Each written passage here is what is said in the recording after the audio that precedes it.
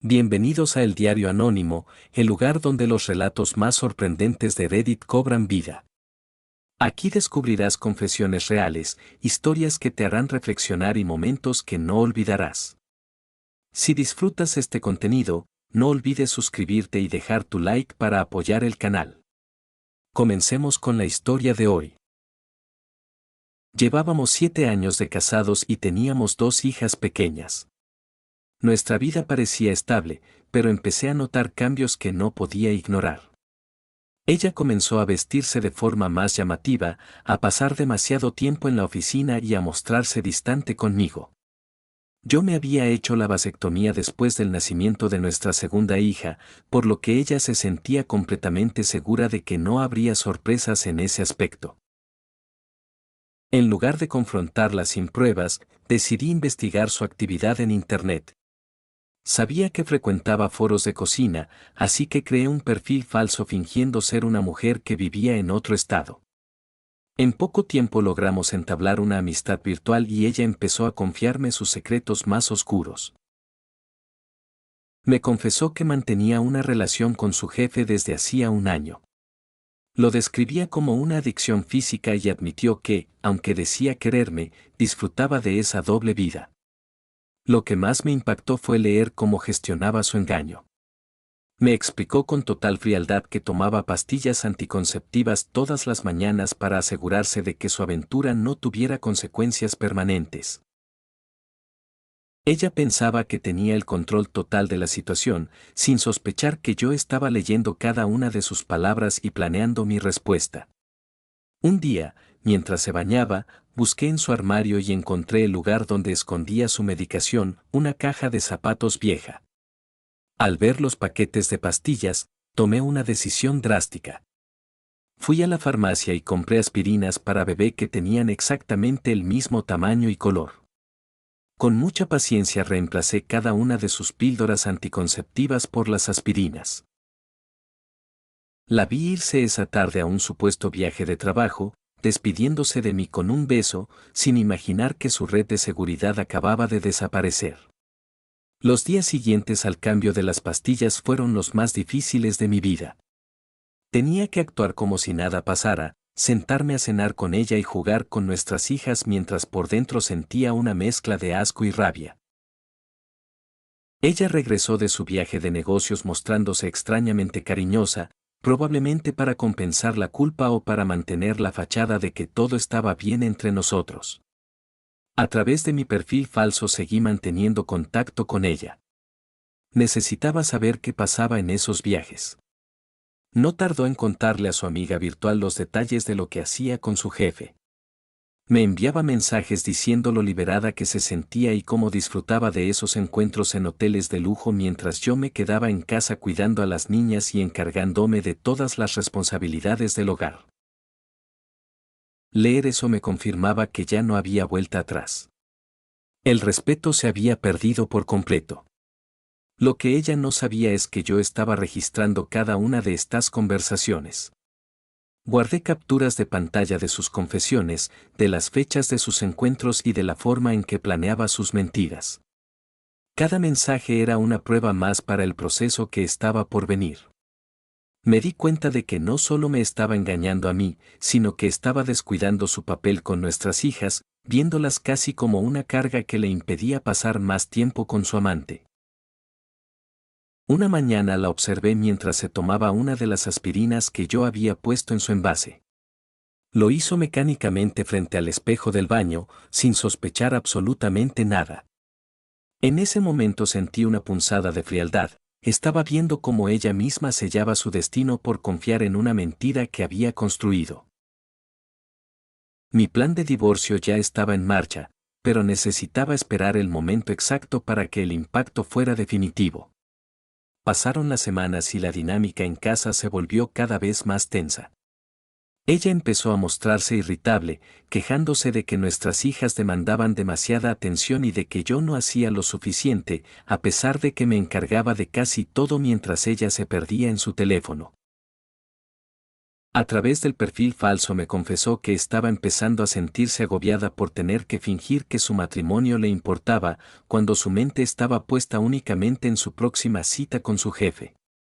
En nuestras conversaciones digitales admitió que había tenido un descuido y que su periodo se estaba retrasando. Se la notaba nerviosa, pero se convencía a sí misma de que era solo estrés por el trabajo. Me preguntó, bajo mi identidad falsa, si alguna vez me había pasado algo similar. Yo, fingiendo ser su confidente, le dije que seguramente no era nada, que sus pastillas eran seguras y que debía estar tranquila. Era irónico ver cómo buscaba consuelo en la misma persona que le había quitado la red de seguridad. En el mundo real decidí confrontarla de manera sutil para ver su reacción. Un sábado por la mañana le pregunté por qué nuestra vida íntima había desaparecido casi por completo. Su respuesta fue fría y defensiva. Me acusó de ser poco comprensivo con su carga laboral y de ser injusto por cuestionar su lealtad después de 7 años. Fue una actuación impecable, se indignó tanto. Ella terminó saliendo de la habitación para encerrarse en el baño. Probablemente se puso a escribirle a su amante. Esa misma tarde, aprovechando que salió a hacer unas compras, revisé nuevamente su escondite. El paquete de pastillas estaba casi vacío, lo que confirmaba que seguía tomando las aspirinas, sin dudar. Sin embargo, su actitud física estaba cambiando. Ya no tomaba vino durante la cena y se quejaba de náuseas constantes. La bomba de tiempo estaba a punto de estallar, y yo solo tenía que esperar a que ella tuviera que darme la noticia que cambiaría todo. El ambiente en la casa se volvió gélido. Ella pasaba la mayor parte del tiempo encerrada en el dormitorio o en el baño, evitando cualquier contacto visual conmigo. Sus náuseas matutinas ya no eran algo que pudiera ocultar con excusas de estrés o mala digestión. Un día, al entrar al baño después de que ella saliera a toda prisa hacia el trabajo, encontré en el fondo del bote de basura la prueba de embarazo. El resultado positivo era evidente. A través del perfil falso, su desesperación escaló rápidamente. Me escribió esa misma noche, diciendo que estaba aterrorizada. Me confesó que el hijo no podía ser mío, debido a mi vasectomía. Si yo me enteraba, su vida se desmoronaría por completo. Lo más cínico fue leer cómo culpaba a la marca de las pastillas anticonceptivas, asegurando que la habían fallado, a pesar de haber sido tan cuidadosa. En su mente, ella seguía siendo la víctima de una circunstancia externa, sin sospechar que el fallo había sido provocado por mí. Ella decidió ocultarme la noticia durante unos días más, mientras planeaba con su amante qué hacer. Según lo que me contaba por el chat, él no quería hacerse cargo. Le sugirió que buscara una solución rápida y discreta. Ver cómo el hombre, por el que ella había arriesgado su familia, le daba la espalda en el momento de mayor crisis, fue una revelación amarga. Ella se sentía sola y atrapada, pero seguía mintiéndome cada vez que nos cruzábamos en el pasillo de la casa. Finalmente, una tarde regresó del trabajo, con los ojos rojos de tanto llorar. Se sentó en el sofá, y con una voz apenas audible, me dijo que necesitaba hablar conmigo. No confesó la infidelidad, ni la verdad sobre el embarazo. Simplemente dijo que se sentía mal, y que necesitaba unos días a solas, para aclarar sus ideas, en casa de una amiga. Yo la escuché en silencio, sabiendo perfectamente que esa amiga no existía. Su próximo movimiento sería intentar borrar las pruebas de su traición antes de que fuera demasiado tarde. Ella se fue supuestamente a casa de una amiga. Pero gracias a que seguía confiando en mi perfil falso, supe la verdad. Se había registrado en un hotel, con su jefe, para decidir cómo manejar el embarazo. A través del chat, me confesó que estaba decidida a interrumpirlo. Me dijo que no podía permitir que yo me enterara, porque al tener la vasectomía, no había forma de explicarme un embarazo sin admitir la infidelidad. Mientras ella estaba en ese hotel, yo no me quedé de brazos cruzados. Fui a ver a un abogado especializado en divorcios y le entregué todo, las capturas de pantalla de sus confesiones, las fotos que había tomado de su escondite de pastillas y los registros de sus ausencias. Mi abogado fue claro, aunque el engaño de las pastillas era una zona gris, su infidelidad documentada y el uso de recursos familiares para ver a su amante eran pruebas sólidas para pelear la custodia total de nuestras hijas. Lo que más me enfureció fue leer cómo ella y su amante planeaban el procedimiento. Él le dijo que pagaría los gastos, pero que después de eso, debían dejar de verse por un tiempo, para no levantar sospechas. Ella aceptó, sintiéndose agradecida por el apoyo de un hombre que solo quería proteger su propio puesto en la empresa. Era evidente que para él ella solo era un entretenimiento que se había vuelto complicado. Esa noche, ella me llamó por teléfono.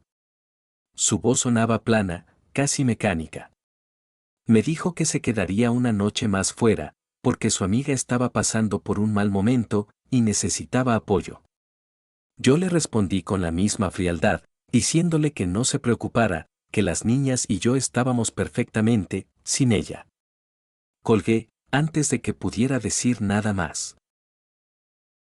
Sabía que mientras ella planeaba cómo eliminar el rastro de su traición, yo estaba terminando de redactar la demanda que le entregaría en cuanto pusiera un pie de regreso en nuestra casa.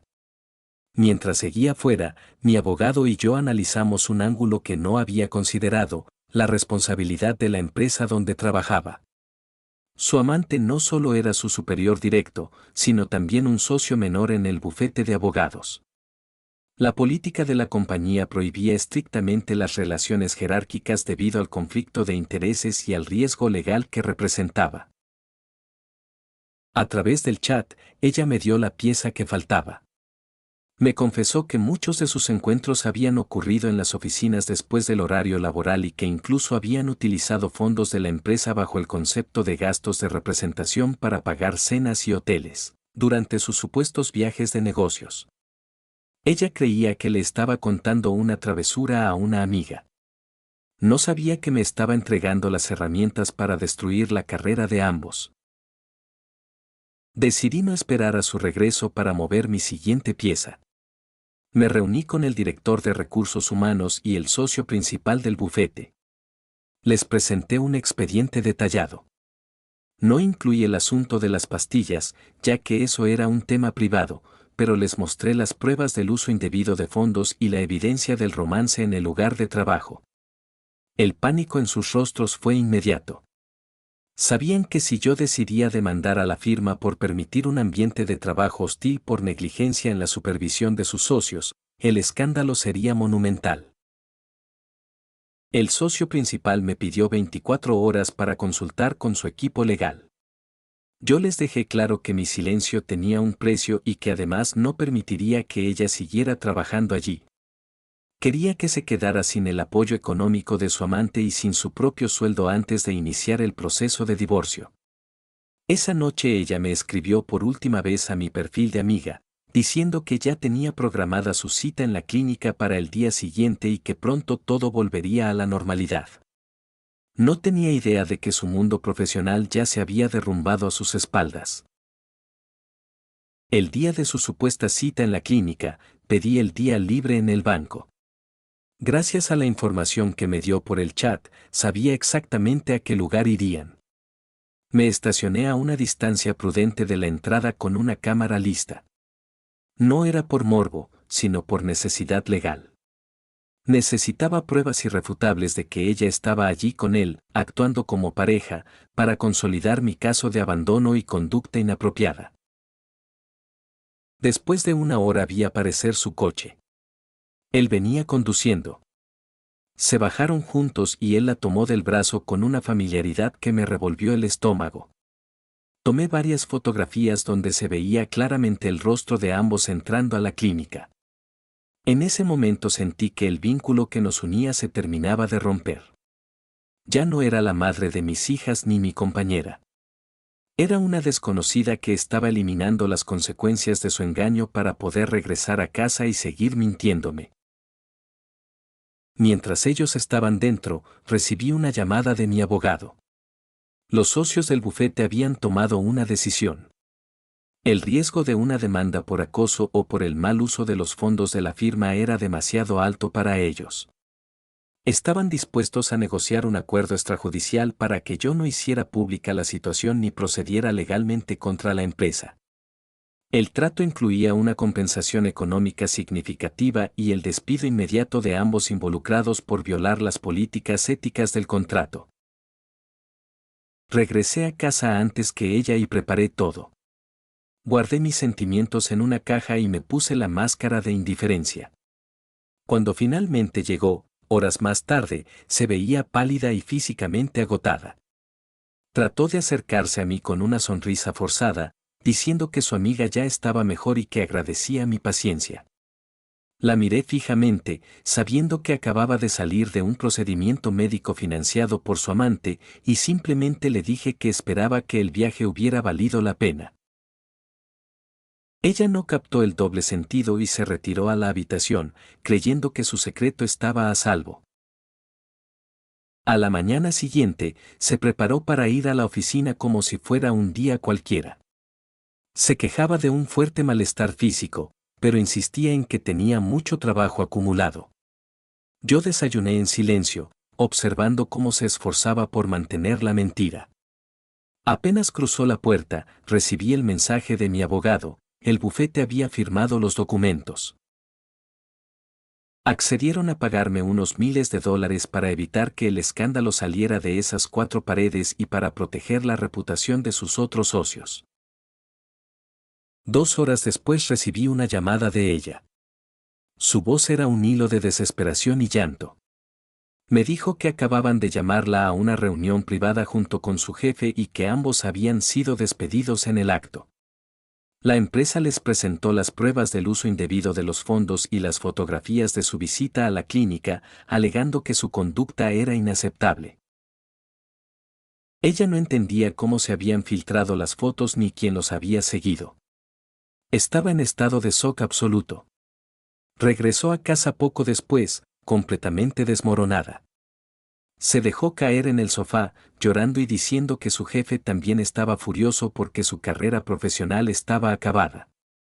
Él la culpaba a ella por haber sido descuidada y, en ese momento de crisis, el romance apasionado que ella describía en los chats se convirtió en una guerra de reproches. Se sentía traicionada por el hombre que le había prometido apoyo, sin darse cuenta de que la verdadera tormenta apenas estaba comenzando en su propia sala. Yo la miré desde el otro lado de la habitación sin mostrar una pizca de compasión. Le pregunté con calma por qué estaba tan afectada por el despido de su jefe y ella intentó balbucear una excusa sobre la injusticia laboral. Fue entonces cuando saqué la caja de zapatos vieja y la puse sobre la mesa frente a ella. Dentro no solo estaban las aspirinas que yo había usado para reemplazar sus pastillas, sino también una pila de papeles con todas las capturas de pantalla de sus conversaciones con su amiga. El silencio que siguió fue el más pesado que he sentido en mi vida. El rostro de ella pasó de la confusión al terror absoluto en cuestión de segundos. Al ver la caja de zapatos y las capturas de pantalla, intentó hablar, pero solo emitía sonidos entrecortados. No podía negar nada. Sus propias palabras estaban impresas allí, detallando cada encuentro, cada mentira y cada burla hacia nuestra relación. Se dio cuenta de que su mejor amiga, la única persona a la que le había confiado la verdad sobre su embarazo y el procedimiento, siempre había sido yo.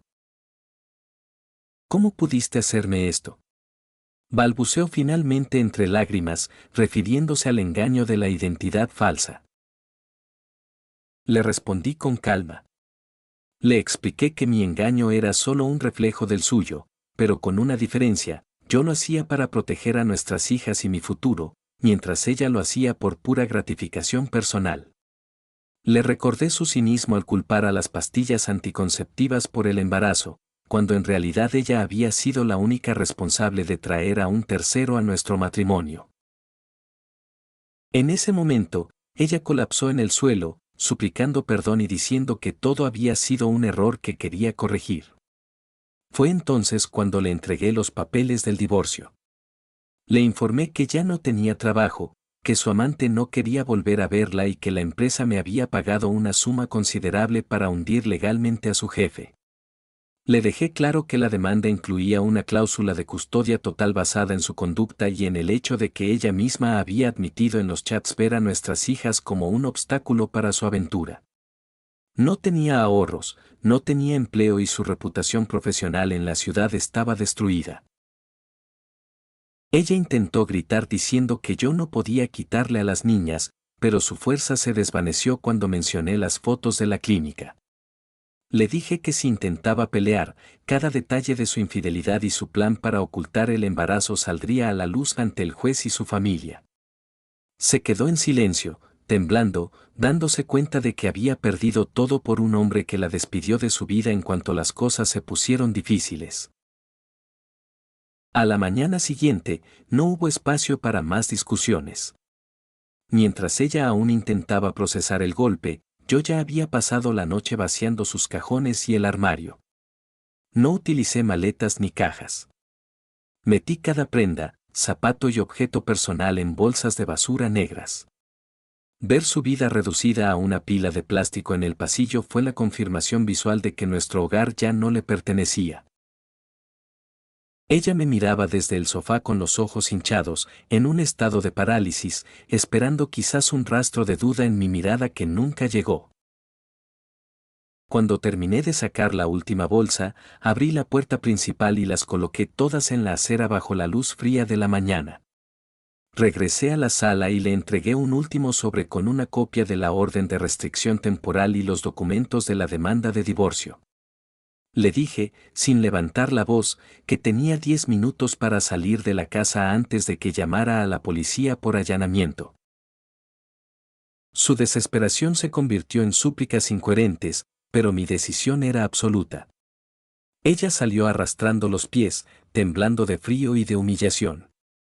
Al ver sus pertenencias en bolsas de basura amontonadas en la calle, pareció entender finalmente la magnitud de lo que había perdido. El hombre por el que había arriesgado todo ya no estaba para ayudarla. La vi intentar recoger las bolsas mientras algunos vecinos empezaban a observar la escena desde sus ventanas. Cerré la puerta y giré la llave. Fui a la habitación de mis hijas, que aún dormían ajenas a la tormenta que acababa de terminar, y me prometí que de ahora en adelante nuestro hogar volvería a ser un lugar seguro. El capítulo de la traición estaba cerrado. El dinero del acuerdo aseguraba el futuro de las niñas y mi plan de alejarnos de esa ciudad ya estaba en marcha. Ella se quedó afuera, sola con sus errores, mientras yo empezaba a reconstruir lo que intentó destruir, sin un lugar a donde ir y con sus pertenencias en bolsas de basura. Esa misma tarde terminó en la puerta de sus padres. Llegó destrozada, suplicando refugio, pero el recibimiento no fue el que esperaba.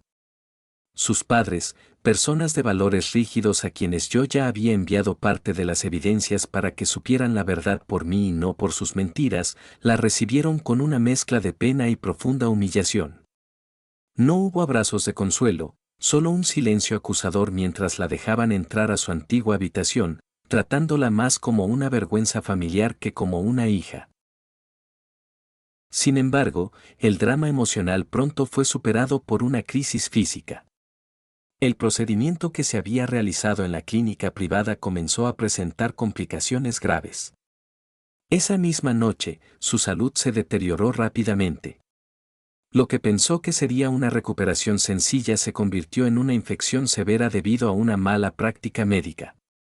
Los dolores eran insoportables y la fiebre no cedía, dejando en evidencia que algo había salido muy mal durante la intervención.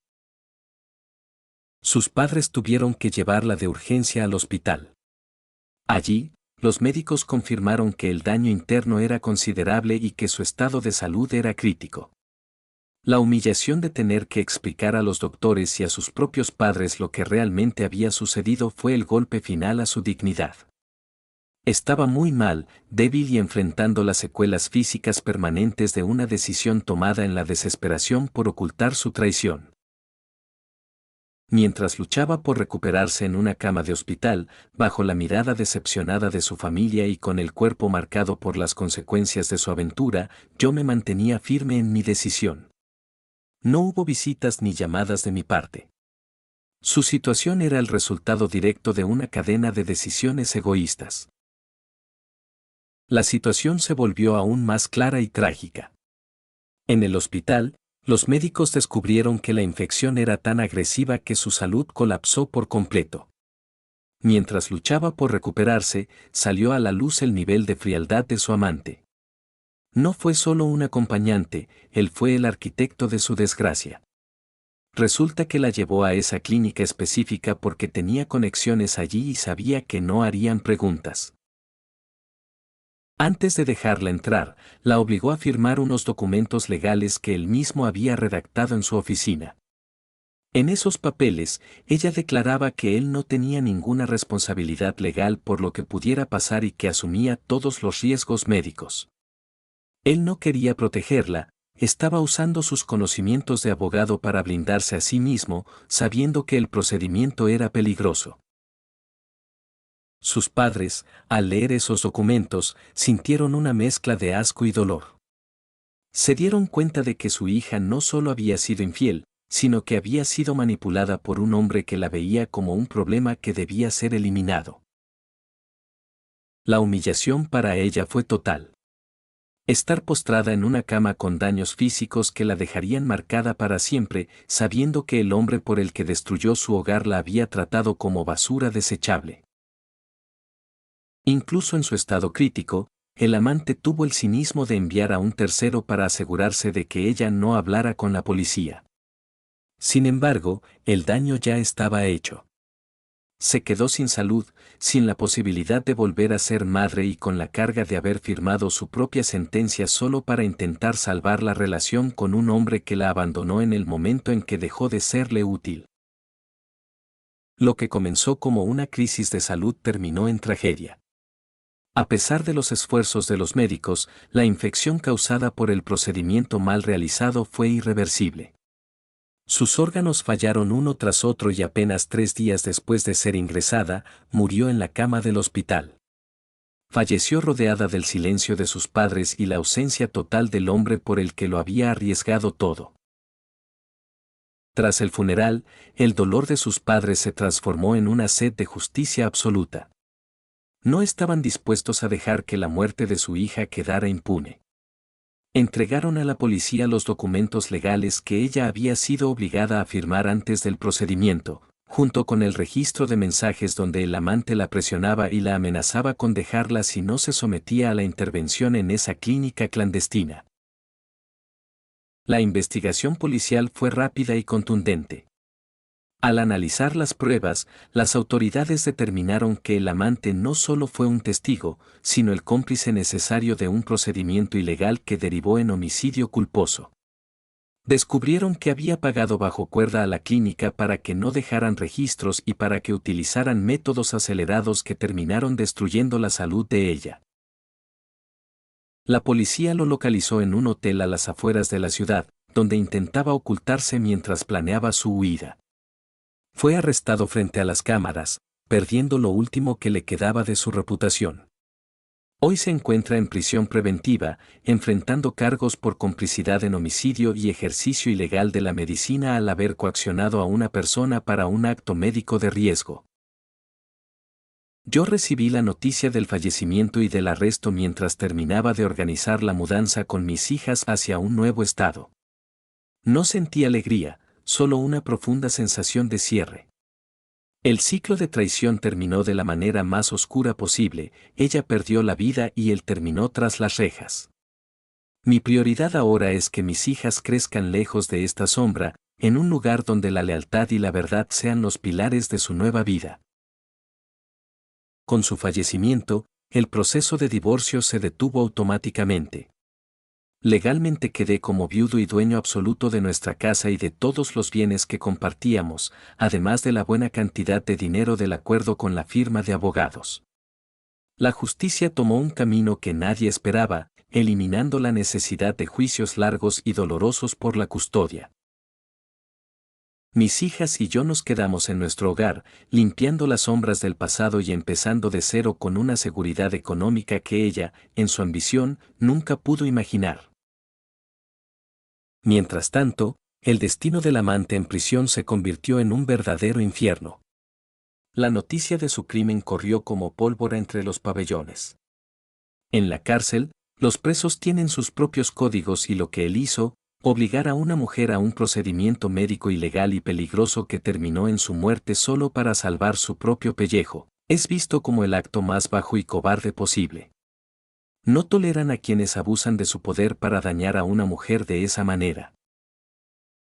Desde la primera semana, su vida detrás de las rejas se transformó en una pesadilla de humillación constante. Perdió toda la arrogancia de su antigua vida como abogado de élite. Los presos lo han convertido en su sirviente personal, obligándolo a realizar las tareas más degradantes y tratándolo literalmente como a un perro. No tiene un momento de paz. Vive con el miedo constante de quienes ahora son sus dueños, pagando con creces el dolor y el abandono que él le causó a ella. Yo sigo adelante con mis hijas. A veces mis hijas me preguntan por su madre y les hablo de los buenos momentos que tuvimos hace años, protegiéndolas de la oscura verdad que terminó con ella. El amante está donde merece, sufriendo una condena que va mucho más allá de lo que dictó el juez, mientras nosotros construimos un futuro sólido sobre las cenizas de una traición que al final se consumió a sí misma. A pesar de que la paz había regresado a la casa, una duda residual me perseguía. Las confesiones que ella había hecho en los chats sobre su capacidad para mentir y ocultar cosas durante tanto tiempo sembraron en mí una semilla de desconfianza que no me dejaba dormir. Un viejo amigo, conocedor de toda la situación, me sugirió algo que yo mismo había evitado por miedo: hacer una prueba de ADN a mis hijas. Necesitaba saber si nuestra conexión era biológica o si mi vida entera había sido una construcción de falsedades. Realicé las pruebas. Los días de espera fueron una tortura silenciosa. Miraba a mis hijas jugar en el jardín y buscaba mis rasgos en sus rostros, preguntándome si el hombre que las amaba era realmente su padre. Finalmente, el sobre llegó. Al abrirlo, el alivio fue tan intenso que me costó respirar. Los resultados confirmaron una compatibilidad del 100%. Eran mías. A pesar de todo su engaño posterior, ellas nacieron de un tiempo en el que todavía había algo real entre nosotros. Esa fue la pieza final del rompecabezas. Con la certeza de nuestra sangre, la sombra de la duda se disipó para siempre. No quedaba nada pendiente. Ella ya no estaba. El amante se hundía en la miseria de la prisión y yo tenía la verdad absoluta de mi lado. Ya no había necesidad de mirar atrás ni de preguntarme qué habría pasado. El ciclo estaba cerrado. Si te ha gustado la historia, deja un comentario, un me gusta y una suscripción si todavía no lo has hecho.